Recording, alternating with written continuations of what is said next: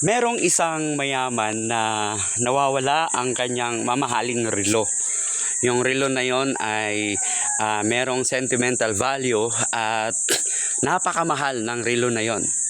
Naisipan ng mayaman na ipahanap sa kanyang mga tauhan doon sa kanyang mansyon ang nasabing relo dahil doon nga lang daw nawala ito.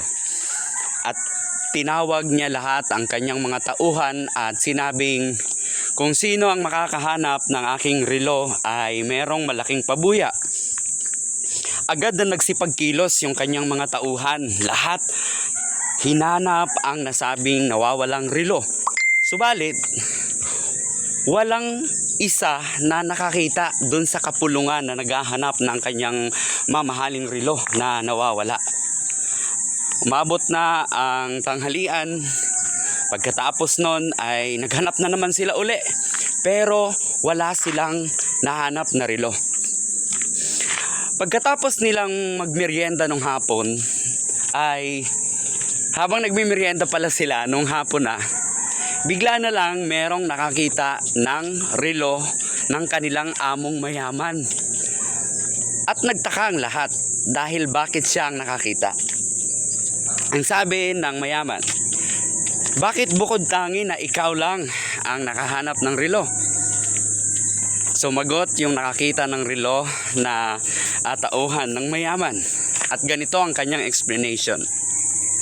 Sir, ang relo po ninyo ay naririnig ko kapag tumutunog. Yung tiktok ng inyong relo ay napapakinggan ko palagi.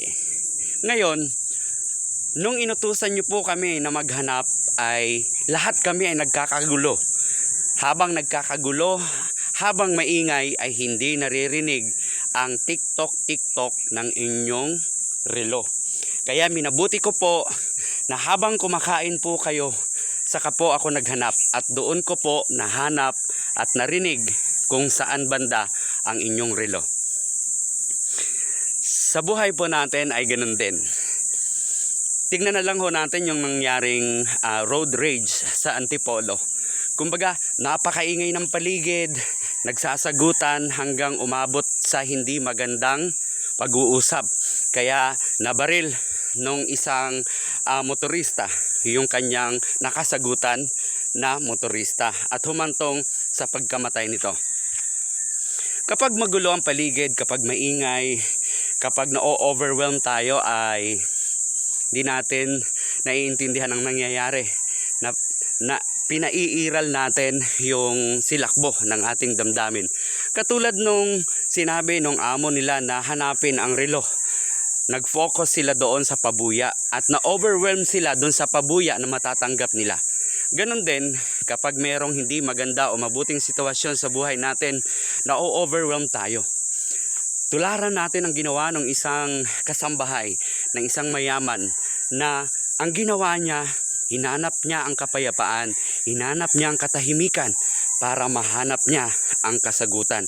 At nahanap niya nga ang relo kahit sa simpleng napakahinang tiktok ng relo ng kanyang amo. Magandang umaga po, Ka Albert po.